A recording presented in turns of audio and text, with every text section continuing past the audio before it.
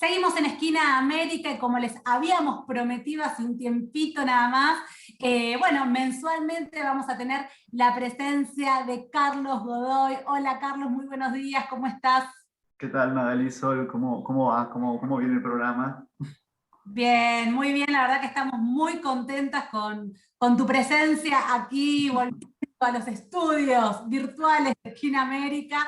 Bueno, ¿no? Como le habíamos prometido a nuestras audiencias, Carlos, que es sociólogo, que es integrante del Centro de Estudios de Integración Latinoamericana Manuel Ugarte, nuestro compañero, quien fue conductor de Esquina América durante casi 2 años, ¿no? Bueno, hoy está volviendo a nuestro programa para compartirnos su columna, una columna mensual que, bueno, ¿no?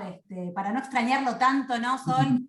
Bueno, te dejamos partir de la conducción, pero igual una vez por mes tenés que volver. Claro. Por supuesto, lo estábamos esperando. Sí, se inaugura un nuevo ciclo acá con las columnas del compañero. Bienvenido, Carlos.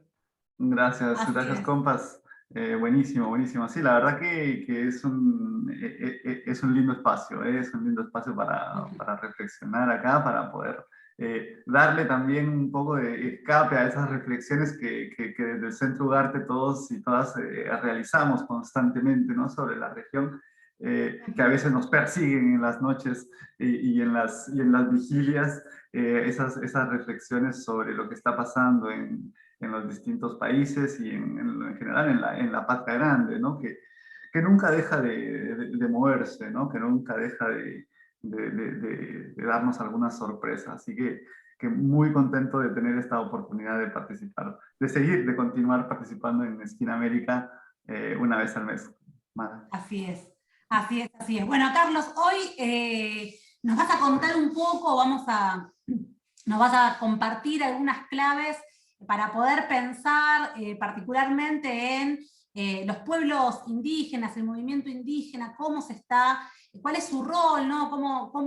Qué está sucediendo en los diferentes países de nuestra región. Han sucedido hechos muy interesantes en la coyuntura latinoamericana en este último tiempo en relación a los pueblos y al movimiento indígena en general, y bueno, justamente la idea es que hoy nos puedas compartir esto, ¿no? Algunas reflexiones respecto del rol del movimiento indígena en la actualidad. Así que, Carlos, el micrófono todo tuyo. Gracias, gracias, Mara.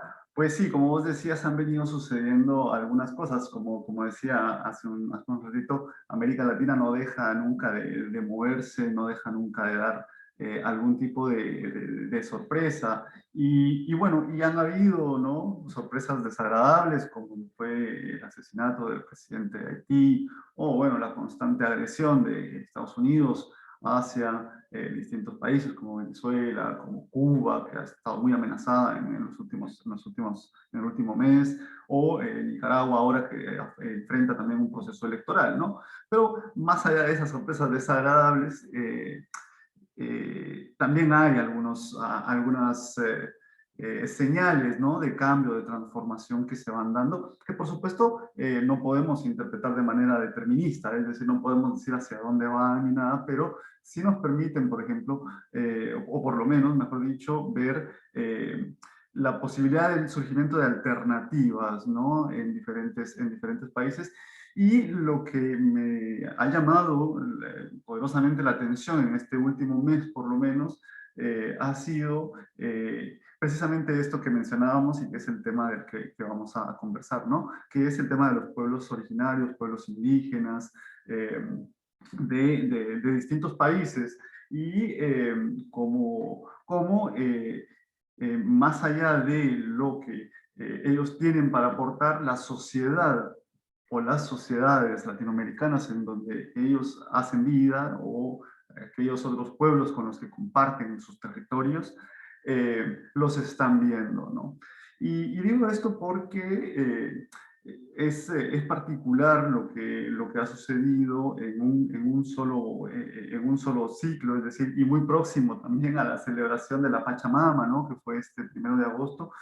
Pero por un lado tenemos, por ejemplo, esta elección de Pedro Castillo en el Perú, ¿no? Voy a mencionar los distintos procesos que veo que donde están teniendo algún tipo de participación.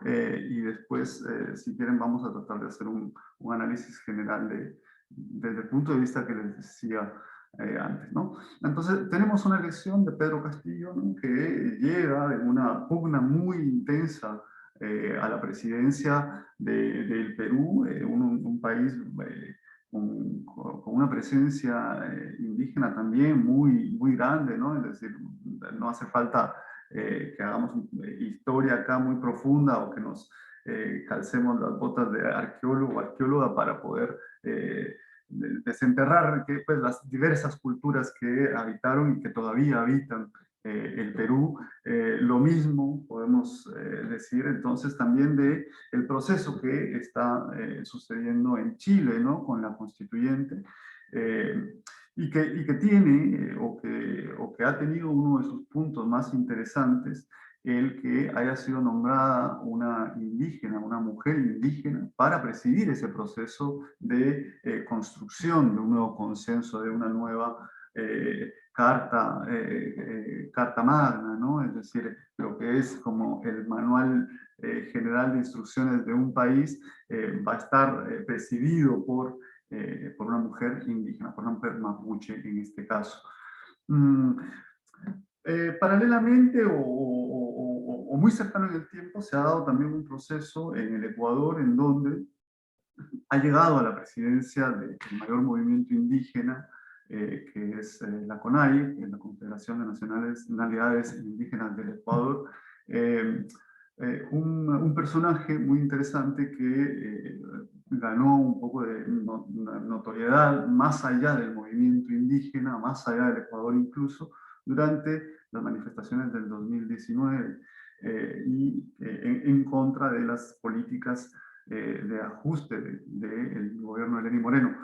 Y que, bueno, a partir de esta oposición a eso y del liderazgo que mostró en estas protestas del 2019, que dejaron por lo menos 11 fallecidos por la represión de Lenín Moreno, este personaje emergió entonces y se logró posicionar. Estamos hablando de Leonidas Issa, quien acaba de asumir hace una semana más o menos la presidencia entonces de la Confederación.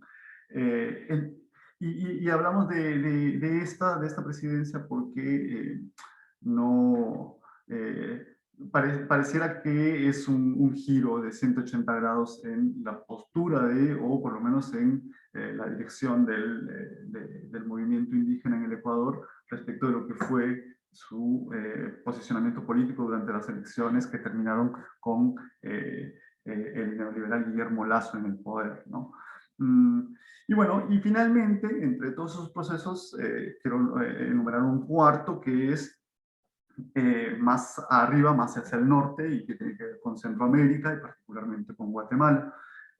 Y en este caso estamos hablando de todo un proceso también que se viene dando de lucha y combate contra la corrupción hace ya muchos años. Guatemala, como otros países de América Latina, particularmente el Perú, por ejemplo, o Honduras, tienen unos aparatos estatales muy capturados, para usar la terminología del Banco Mundial, por élites económicas, empresariales y por supuesto de funcionarios políticos corruptos que utilizan e instrumentalizan todo el aparato estatal para su propio beneficio. Y en esa lucha anticorrupción han pasado muchos años en Guatemala. Han habido detenciones de por lo menos 2 presidentes, de una vicepresidenta, de varios gabinetes que han terminado cumpliendo condenas, o por lo menos en espera de que se les dicte.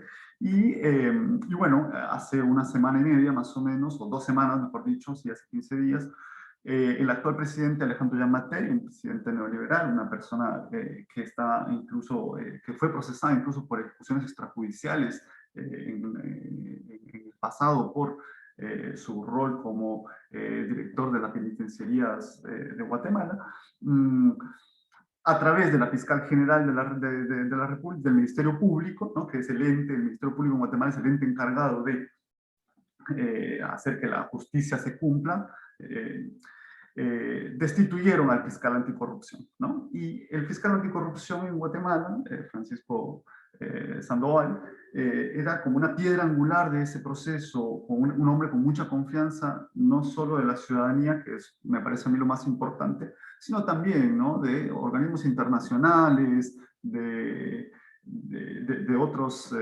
estados, particularmente de Estados Unidos, ¿no?, una pieza fundamental en ese plan que los Estados Unidos pretende impulsar en Guatemala y en Centroamérica, de combate contra la corrupción como salida de la crisis económica y para, en definitiva, darse más seguridad de ellos en el tema migratorio, ¿no?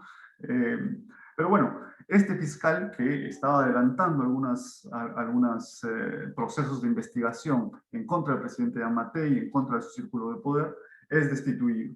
Es destituido y bueno, se generaron distintas movilizaciones. En estas movilizaciones, uno de los principales llamados por parte de partidos políticos, movimientos sociales que son escasos en Guatemala, pero que involucran a los estudiantes, a trabajadores, y que involucran también, por supuesto, a ONGs, el principal llamado es que las autoridades indígenas de Guatemala convoquen a paro nacional y que lideren un proceso de transformación de país.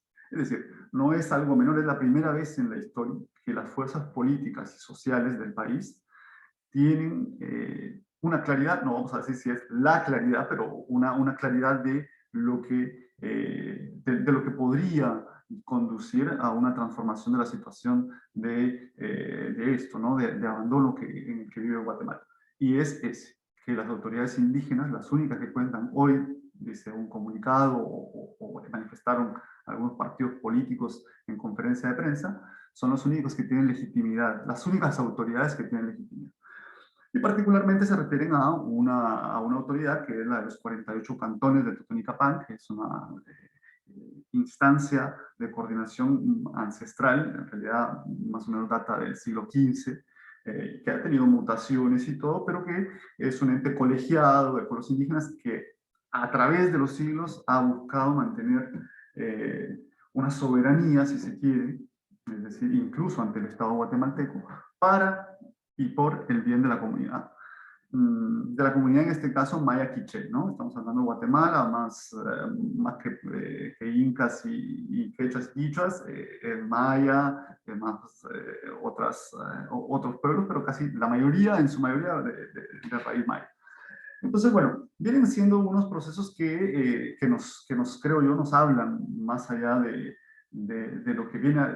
Sí, Manu.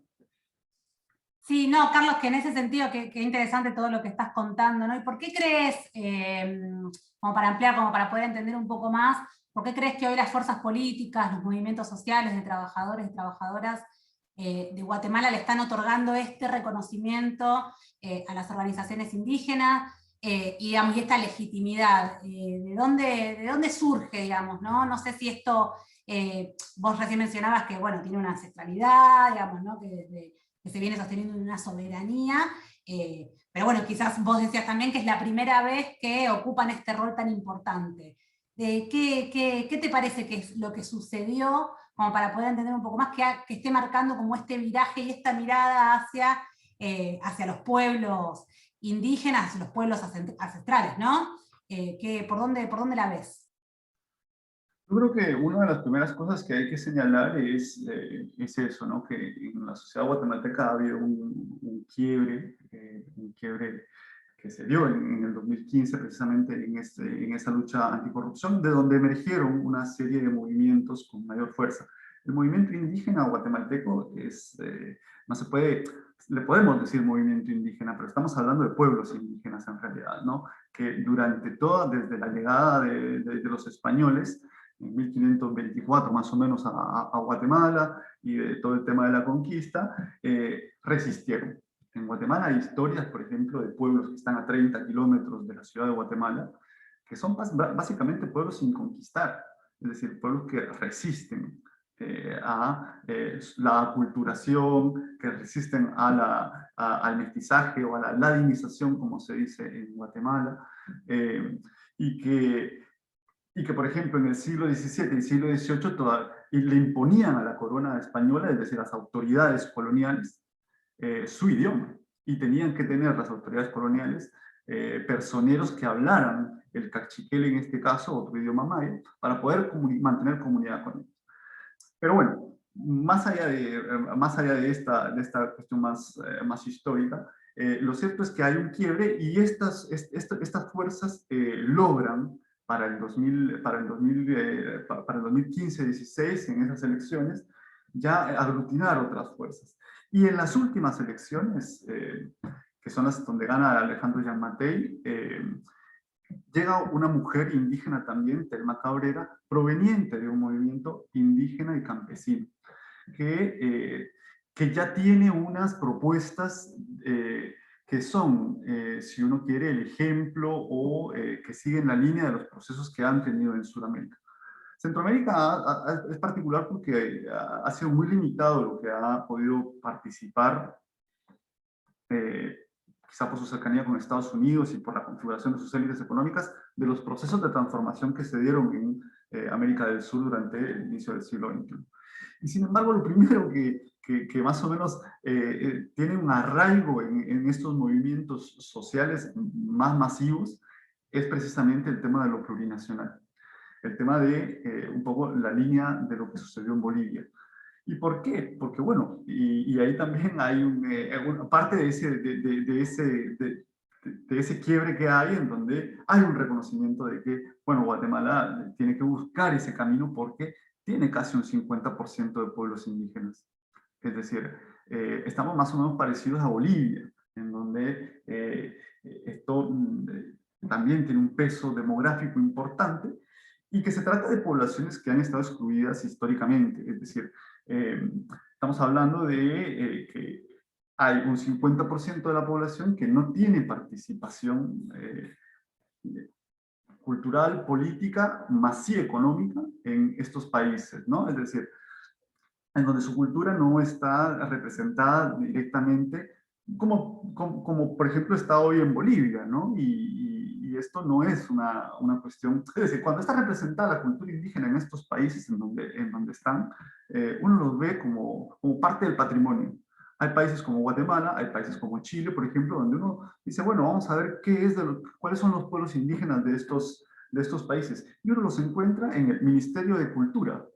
Ahí están englobados como parte del patrimonio cultural de los países, ¿no? Es decir, hay una, si se quiere, una subordinación a lo único que pueden aportar estos pueblos es una especie de folclore, una especie de historia, un legado, pero que está perimido en cierta medida, ¿no? Es decir, no forman parte de su cosmovisión, sus formas de hacer, sus formas de decir, sus formas de pensar, sus formas de trabajar o de producir, son relegadas y solo son tomados en cuenta como menos objetos de museo, ¿no? Entonces, bueno, en Guatemala ha sucedido lo mismo durante mucho tiempo también, pero bueno, ha habido este quiebre en el 2015 que permitió entonces posicionar ya un movimiento indígena más fuerte. Y esto ha dado mucho mayor visibilidad. Es decir, ha dado mayor visibilidad a este movimiento y por otro lado, la ausencia, que esto es diferente en Bolivia y en Guatemala, de un movimiento de trabajadores que articule las demandas sociales, es algo también que creo que viene a potenciar al movimiento indígena o a las autoridades indígenas. Es decir, por ejemplo, cuando se llama paro nacional en Guatemala, o cuando se hacían manifestaciones del 2015 en adelante, las manifestaciones se hacen los días sábados, cuando ningún patrón, ninguna producción se ve mayormente afectada. Es decir, que es lo único que paraliza un país, básicamente, ¿no? Y los únicos que manifestaban en la semana y que sostenían los paros en sus pueblos, en las carreteras, principales rutas del país, o llegando a la ciudad de Guatemala, eran los pueblos indígenas, porque ellos no tienen, o sea, es decir, son sus propios, ellos mismos se abastecen, ellos mismos se producen su comida o lo poco que pueden para subsistir a través de la economía campesina, ¿no? Y entonces, esto les ha granjeado en cierta medida a través de estos últimos años una visibilidad. Ello no quiere decir, por supuesto, que el discurso que se ha lanzado por ejemplo, en los primeros días de la campaña, y antes, por supuesto, la llegada de Castillo a la presidencia en el Perú, no opere también, ¿no? Es decir, este discurso de atraso, de endilgarle a los pueblos indígenas una ausencia de comprensión del mundo moderno, una incapacidad para el manejo de la técnica, un menosprecio, si se quiere, de sus conocimientos y de sus formas en favor de un aparato político que es importado para empezar y que por otro lado no es practicado, ¿no? Es decir, estamos hablando un poco del tema de la democracia. Entonces, a todos estos movimientos se les va a endilgar o se les va a adjudicar este mismo carácter, ¿no? De retardativos, ¿no? De apegados a la tradición, de premodernos, si se quiere. Y esto va a operar, por supuesto, también en Guatemala. Y sin embargo, hay fuerzas progresistas que han visto la necesidad de trasladar, es decir, en Guatemala en particular han visto que con la fuerza de la ciudad y de los mestizos o escasos blancos que hay, no van hacia ningún lugar. Es decir, la representación de los partidos políticos de izquierda o progresistas en el país es mínima. Es decir, es un gobierno controlado, como mismo lo tiene Castillo hoy en día y como otros procesos que se han adelantado en la región, controlado por las derechas, ¿no? O sea, por las derechas racistas, por las derechas coloniales, por derechas neoliberales, que por supuesto evitan cualquier tipo de transformación del statu quo. Entonces, bueno, en el caso guatemalteco, yo creo que estas fuerzas políticas han tenido en este momento un momento de lucidez en el cual han visto que, bueno, si en el único movimiento de masas que hay, que es el movimiento indígena, el que tiene legitimidad, no pueden seguir avanzando hacia ningún proceso, ni siquiera de resistencia ante los embates de las fuerzas económicas del país, de las internacionales, y por supuesto mucho menos en un proceso de transformación, ¿vale? Seguimos en Esquina América, estamos conversando con Carlos Godoy, nuestro compañero del Centro de Estudios de Integración Latinoamericana Manuel Ugarte, que está, bueno, como había prometido en el momento en que dejó la conducción de Esquina América, seguir participando de nuestro programa mediante columnas mensuales, así que aquí estamos con la primera de su columna en este nuevo formato que estamos conversando, reflexionando respecto del rol del movimiento indígena o de los pueblos indígenas originarios en nuestra región. Carlos, bueno, hace un ratito estábamos conversando sobre los diferentes procesos, ¿no? Estábamos conversando sobre el caso de Guatemala, y al principio habías mencionado también la presencia, ¿no? De una dirigente mapuche, mujer, Elisa Loncón, en la convención constituyente que se está llevando adelante en Chile, ¿no?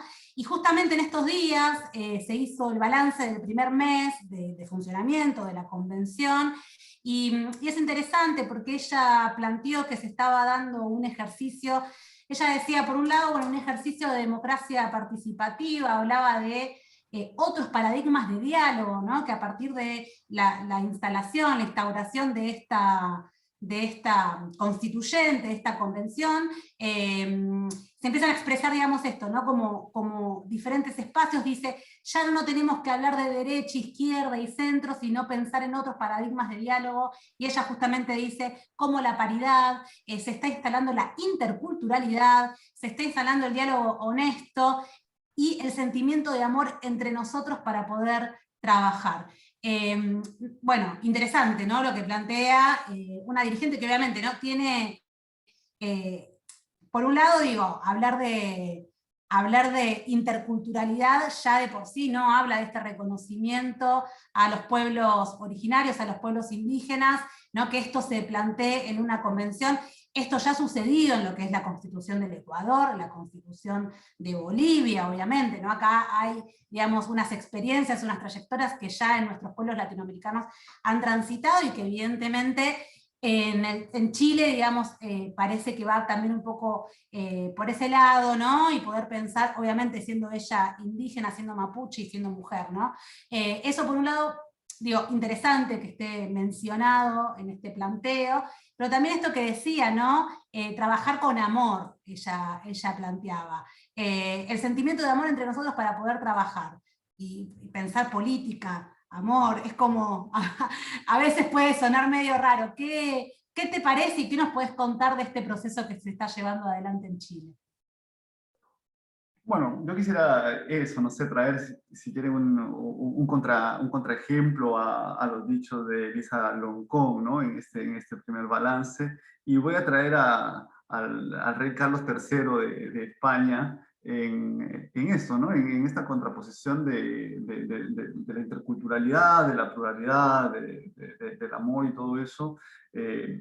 Y es un edicto, un decreto de 1770 en esta mirada de modernización. Carlos III era un déspota ilustrado, ¿no? Alguien que veía avanzar el mundo y sin soltar el poder que la monarquía implicaba, buscaba adelantar, que España recuperara un poco, ¿no? De la grandeza que había tenido en los siglos anteriores el Imperio Español, ¿no? Y entonces en 1770 instruye, y les voy a compartir. Y dice que se instruye a los indios en los dogmas de nuestra religión en castellano y se les enseña a leer y a escribir en este idioma, que se debe extender y hacer único y universal en los mismos dominios, por ser el propio de los monarcas y conquistadores, para facilitar la administración y pasto espiritual a los naturales, y que estos puedan ser entendidos de los superiores, tomen amor a la nación conquistadora, destierren la idolatría, se civilicen para el trato y el comercio, y con mucha diversidad de lenguas, no se confundan los hombres como en la Torre de Babel.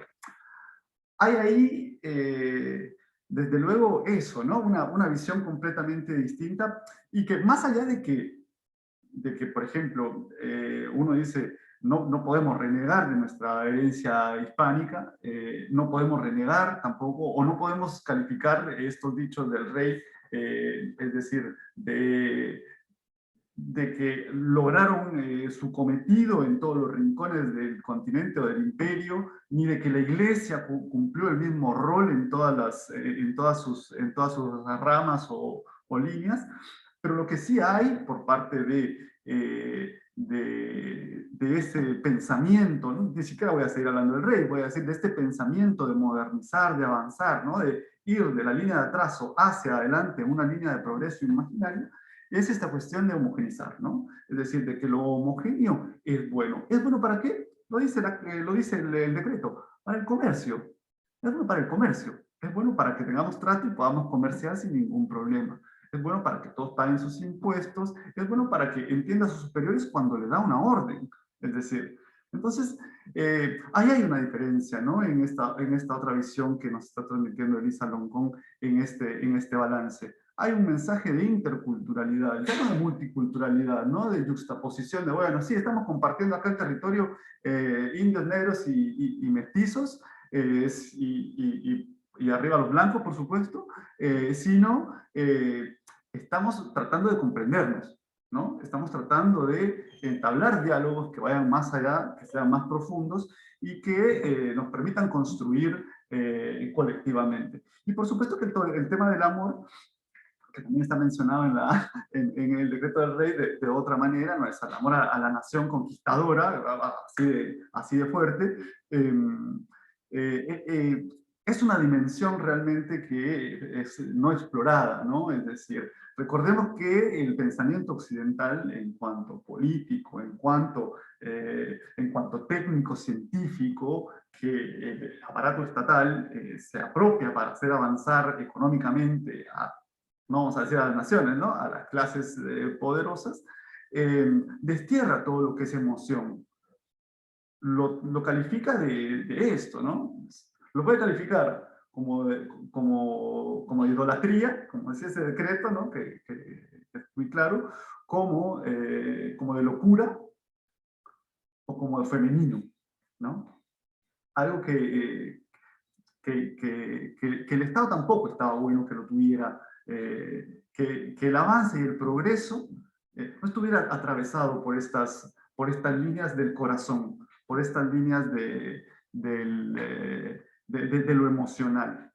Entonces, bueno, hay una forma diferente. Yo creo que ese es el llamado que hace la sociedad chilena a través de sus constituyentes, de los 98 más o menos, creo que votaron en favor de que fuera Elisa Loncón la presidenta de la constituyente.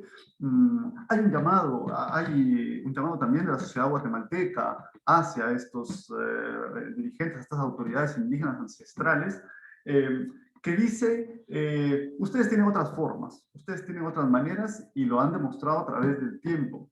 A ver, Elisa Loncón tampoco nace de un repollo y bueno, es la primera... No, ella tiene una visibilidad también, pública, política. Ella es una de las personas que participan en la creación de esta... Es una belgrana de los mapuches, vamos a decirlo, porque es de las que participa en la creación de esta bandera que hoy se conoce internacionalmente, ¿no? O sea... tan legítima como la creación de la bandera argentina, ¿no? La creación de estos símbolos que dan identidad. Y aquí en el tema de la identidad estaría bueno un poco detenerse porque hay también de algunos sectores mucho temor, ¿no? A esta cuestión de la plurinacionalidad, a los pueblos indígenas, a la diversidad, a la heterogeneidad, que en la preservación de la unidad van a hacer apología de esa homogeneización que pretendían las naciones conquistadoras, ¿no? Imagínense si el día de mañana Estados Unidos, en un arrebato, un pico elevado de monroísmo, ¿no? De doctrina Monroe, dijera América para los americanos, y como todos más o menos masticamos el inglés de alguna u otra manera, todos somos norteamericanos o todos somos estadounidenses, ¿no? Bueno, un poco eso sucede también, eso negaría nuestras raíces hispánicas, indígenas y todas las otras, pero culturalmente ya estamos masticando de una u otra, en algún otro nivel la cultura norteamericana. No queremos llamarnos mestizos norteamericanos nosotros tampoco. No queremos, no. Es decir, nosotros somos latinoamericanos, indoamericanos, hispanoamericanos, como quieran.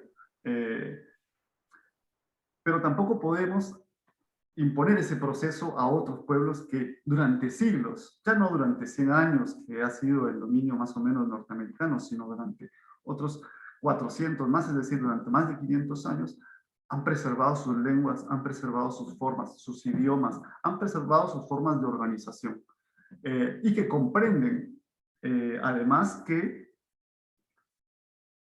por ejemplo, lo señalaba Leonidas Issa, el nuevo presidente de la CONAIE en el Ecuador, que hace falta que él vea a Pedro Castillo, que él vea a Elisa Loncón como un gran llamado de integración latinoamericana. Algo que no es el primero en decir. Francisco René Santucho, acá en la década de los 70, antes de ser desaparecido, en el 75, también él era de Santiago del Estero y también hablaba de eso, ¿no? De cómo ese sustrato que existe de pueblos indígenas transfronterizos, ¿no? Él hablaba particularmente de lo quechua y de lo guaraní, quechua y guaraní, y publicaba también o editaba textos en quechua, sobre ese sustrato de estos pueblos que son transfronterizos, que más allá de la fuerza avasalladora, ¿no? Modernizadora, positivista, que los dejaba fuera a estos pueblos, sostenían una relación, una unidad, ¿no? Y decía, hay que apelar a ese sustrato de los pueblos indígenas que trascienden las patrias chicas, y a partir de ahí buscar la construcción de la integración latinoamericana. No sé si... ¿Me ¿sí? permitís ahí? Porque bueno, está justamente, digamos, engancha la cuestión del apelar a la unidad latinoamericana, del apelar a retomar la dimensión continental de los pueblos, ¿no? que nos constituyen.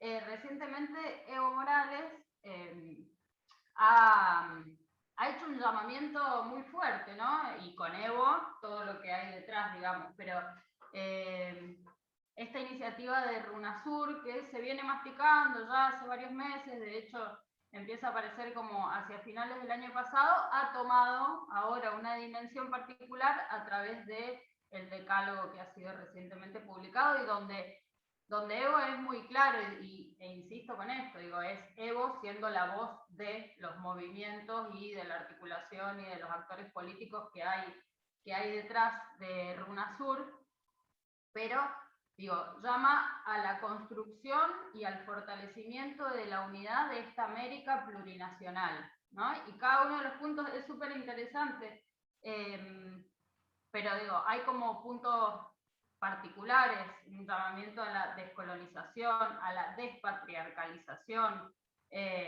por supuesto, un llamamiento a la construcción de la justicia social y a quitar del centro de toda nuestra sociedad y del centro de nuestras sociedades, digamos, y de nuestra lógica, el consumo y la acumulación del capital y ponerlo en el ser humano, en la naturaleza. Hay algo que, escuchándolo, me parece muy crudo, pero creo que es importante también en tiempos de crisis como estos, donde evidentemente estamos viendo que hay un sistema que prioriza la ganancia y la acumulación de la riqueza, que no es algo nuevo para nosotros, pero se nos ha hecho muy patente enfrentado a la vida, ¿no? Y a la pérdida masiva de la vida y a cómo incluso los estados, en función de sus gobiernos, algunos han podido responder más que otros, digamos, pero donde la vida está fuertemente cuestionada y se nota, dice Evo en este decálogo, el hombre no puede vivir sin la naturaleza, pero la naturaleza tal vez puede vivir mejor sin el hombre.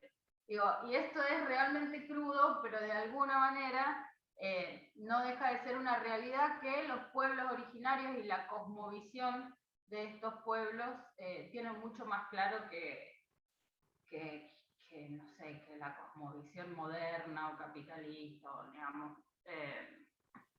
no es menor, me parece esto, la América plurinacional que se está expresando, ¿no? En los movimientos coyunturales, en las expresiones y las demandas de los pueblos de Latinoamérica. Sí, yo creo que es muy importante, ¿no? Comprender desde ahí y no desde el temor, ¿no? A la diversidad.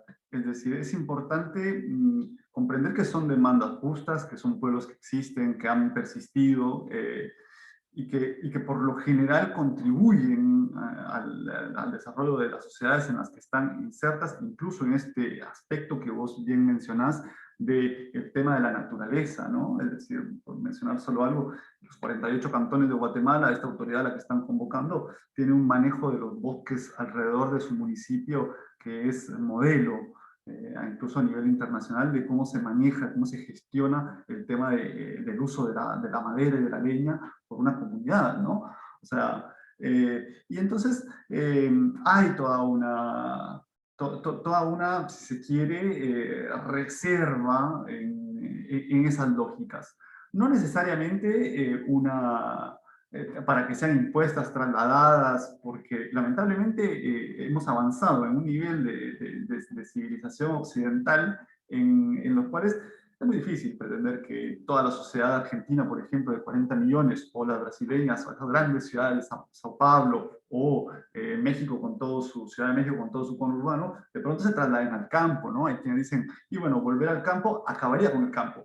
Pero, sin embargo, hay una cuestión lógica que, como vos bien decís, manejan mucho mejor o tienen esa claridad los pueblos indígenas de la integralidad de la vida, ¿no? Es decir, qué es lo que se celebra con la Pachamama, qué es lo que se celebra con los solsticios, esas fiestas que también tuvo Occidente en algún momento, pero que fueron desterradas por una cuestión de superstición, perseguida a las mujeres que hacían todas las celebraciones y que mantenían esta cultura y este conocimiento y que lo transmitían generación tras generación. Bueno, esta noción de la naturaleza hoy también está avanzando cada vez más en Occidente, ¿no? Es decir, hay cada vez más aplicaciones de celular que te permiten conocer cómo, por 99 centavos de dólar, cómo hacer una huerta orgánica, cómo manejar mejor tus residuos, cada cuánto echarle agua a las plantitas. Es decir, vemos que Occidente deglute todo, ¿no? Es decir, todo lo fagocita y lo vuelve a antropocentrar. Es decir, lo vuelve a hacer únicamente motivo del ser humano y el rédito económico. Y ahí hay un tema importante. No quiere decir que, porque después dirán, pero los pueblos indígenas también usan autos, y por supuesto que como la crítica esta de los celulares y todo eso, sí, pero cuando uno va a los pueblos indígenas, aunque tengan la plata, consumen menos. Consumen mucho menos de lo que consumimos los no indígenas. No por no tener, sino porque no es esa la lógica, porque los valores son otros. No quiero decir que Occidente no tenga valores, tiene grandes valores. Es decir, acá no hay un ataque a la modernidad, acá no hay un ataque a la ilustración, acá no, hay grandes valores de distintas culturas. Y quizás ese es un punto importante, ¿no? Que también hay que rescatar. Uno, que el tema de la diversidad,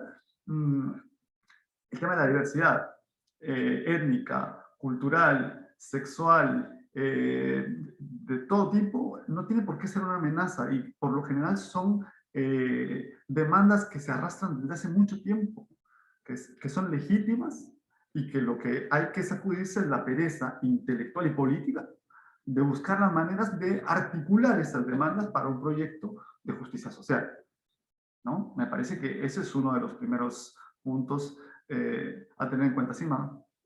No, digo, y que obviamente tiene su complejidad, ¿no? Si pensamos en el proceso boliviano, que quizás es el más avanzado en este sentido, en salirse de esta pereza, Carlos, que vos también estabas mencionando, de salirse de esta comodidad y poder pensar modelos que articulen, digamos, un pensamiento obviamente occidental, moderno, ¿no? Que es el pensamiento que ha atravesado la formación de nuestros estados aquí en Latinoamérica, pero poder pensar también en otras formas, ¿no? Y me parece que en ese sentido Bolivia es el gran faro, no por nada, digamos, Evo es quien está hoy planteando, como bien mencionaba antes Sol, el tema de la Runa Sur y la América plurinacional.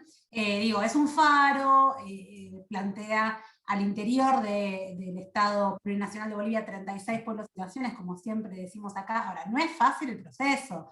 Nadie dijo que esto sea sencillo, porque obviamente hay puntos y hay intereses que se pueden superponer, pueden cuestionar, ¿no? Por ejemplo, todo el tema de la justicia comunitaria y la justicia occidental, pero que es necesario poder correrse de esa pereza. Me encantó esa definición, Carlos, porque justamente, ¿no? Es, bueno, ¿cómo hacemos si este pueblo, digo, pensándolo desde un lugar de liderazgo y de administración del Estado, gestión del Estado, como era el gobierno de Evo Morales, y hoy lo sigue siendo con Luis Arce, ¿no? Pero, bueno, tenemos la justicia occidental. La justicia occidental implica esto, y esto, esto y esto, ¿no? Que está inspirada en el derecho romano, estadounidense, bueno, un montón de cuestiones que sabemos. ¿Qué pasa cuando el pueblo originario, campesino, indígena, plantea otra forma de hacer justicia? Bueno, hay que buscar la vuelta para que digamos, estas dos formas de hacer justicia puedan articularse, digamos, ¿no? Y que no se avasallen derechos ni de un lado ni del otro. Y no es sencillo, digo, también, por ejemplo, en el caso de Bolivia, se dispuso que todos los funcionarios y las funcionarias, que funcionario y funcionaria en Bolivia se refiere a trabajador y trabajadora del Estado, ¿no? O sea, no solamente altos cargos, sino cualquier persona trabajadora del Estado tiene que aprender al menos un idioma, una lengua originaria, ¿no? Porque también en el idioma está la cosmovisión, y si no accedes al idioma y no puedes entenderlo o manejarlo, hay un montón de cuestiones significativas de sentido, digamos, de entender el mundo, la vida, que se te escapan, digamos, ¿no? Hablando en español como somos nosotros y nosotras que hablamos en español. Y eso también es una medida, digamos, dispuesta desde el Estado Nacional para todas las dependencias del Estado boliviano, que también implica un cambio de paradigma y una transformación al interior del Estado moderno. Entonces, digo, con todas sus complejidades, con que entendiendo que hay veces que estos intereses pueden chocar, digamos, ¿no? Lo que defiende un pueblo o una cultura, una cosmovisión originaria con la cosmovisión occidental moderna en la que transitamos, pero digo, más allá de eso, basándonos en esto que vos planteabas, que hay que reconocer que ahí hay demandas centenarias, digamos, ¿no? Pueblos que existían antes de la conquista y que fueron arrasados y que sin embargo resistieron, y quizás acá en Argentina nos cuesta un poco más verlo, pero existen también en Argentina, por más de que están mucho más invisibilizados, y en otros países como en Guatemala, como en Perú, en Bolivia, en Ecuador, están más presentes en la vida cotidiana, pero digo, primero partiendo de la base de reconocer otra cultura tan válida como la occidental, eso creo que es lo primero para poder generar estas articulaciones y estas construcciones, entendiendo que va a haber conflicto, digo, nadie acá dice que no va a haber conflicto, sino que bueno, sí, puede haber conflictos, puede haber intereses que choquen entre sí, pero bueno, por otro lado también, bueno, hay que reconocer que hay otras culturas, y eso es interesante de lo que planteabas hace un rato con el tema de la interculturalidad y la diferencia con la multiculturalidad, ¿no? Porque los organismos internacionales, el Banco Mundial, ¿no? la ONU, ¿no? Que bueno, tienen como toda una pata democrática, participativa, y demás, y de reconocer la diversidad, hablan de multiculturalidad, que no es lo mismo que interculturalidad. La multiculturalidad es la yuxtaposición, digamos, la suma de estas culturas, pero siempre hay una cultura hegemónica y una cultura que termina de alguna manera sometiendo a las otras culturas, por más de que sí, está buenísimo, está esa cultura, me encanta, vamos a verla a la pieza del museo, ¿no? Como vos decías hace un rato. Pero por otro lado, la interculturalidad es entender esta dimensión del conflicto y entender que son culturas que también defienden sus intereses y con quienes hay que negociar. Entonces, reconocerla primero, ¿no? Eso es lo fundamental, pero también las instancias de negociación y de ceder también parte del poder en algún punto, ¿no? Cuando eso amerite, digo, y es parte de este proceso. Por eso para mí también es muy interesante el planteo de Evo Morales con respecto a la América plurinacional, y hay mucho camino por recorrer, pero me parece que primero y principal es esto, también poder entender que nuestra América Latina es múltiple, ¿no? Es amplia, es diversa, y que hay que hacer los esfuerzos intelectuales y políticos para poder tener una América Latina unida en donde estén todas las diversidades incluidas. Me parece que en ese sentido es muy interesante el desafío, ¿no? Muy interesante, Mada, y yo creo que precisamente, y retomando esto del llamado que hacen las sociedades, ¿no? Al poner a Elisa Loncón en lugares donde la han colocado, o los guatemaltecos llamando a las autoridades indígenas, o votando por un Pedro Castillo, ¿no? En el Perú, es precisamente a eso, a una gestión diferente del poder, a una distribución, ¿no? Entre quienes hace mucho tiempo que vienen relegados. A eso, por supuesto que hay retos internos, y más complejo, sí, por supuesto, desde el statu quo va a haber una resistencia muy grande a que haya una transformación, como lo vimos en Bolivia con el golpe de Estado a Evo, ¿no? Es decir, que no era nada más la salida violenta de una forma, de un gobierno más de turno, no, era la salida violenta con una serie de reivindicaciones que lo charlamos en su momento, escribimos en su momento sobre esto, que implicaba la destrucción de la huipala, ¿no? Por parte de autoridades públicas, la demonización, si uno quiere, o satanización, que es al final de cuentas una criminalización y una manera de inferiorizar y descalificar de la cultura y de los conocimientos de los pueblos bolivianos, ¿no? A través de este ingreso con un texto sagrado de una cultura hegemónica occidental a la casa de gobierno y decir, de acá nunca más va a salir, acá nunca más va a entrar el demonio. Es decir, y ese tipo de resistencia lo vamos a seguir viendo. Vamos a seguir viendo en base a este pensamiento que habíamos venido conversando. Entonces, el reto es grande porque requiere precisamente de esto, ¿no? De sacudirse de esa pereza y de ponerse manos a la obra para encontrarse con la otra, con el otro, en muchos sentidos. Y por supuesto en ese acto ganarle a la derecha neoliberal, a las derechas, no sé, qué sé yo, de los medios de comunicación concentrados, que siempre van, y por supuesto al mercado, ¿no? Que siempre van a buscar la manera de ganar esos sentidos, en definitiva, es decir, de traer hacia su lado, ya sea a través de lo político, como sucedió en el Ecuador y el partido Pachacuti y Yacu Pérez, ¿no? Que fue bastante grave, porque había la oportunidad de otra cosa que no fuera Guillermo Lasso, ya sea a través de, qué sé yo, no sé si ustedes vieron el spot, la propaganda de la CIA, de una mujer ecuatoriana que es toda desenvuelta y que ella se ha construido a sí misma y que está orgullosa de sus raíces, y que lo que está diciendo es: vení, unite a la Agencia Central de Inteligencia Norteamericana, desde lo étnico, ¿no?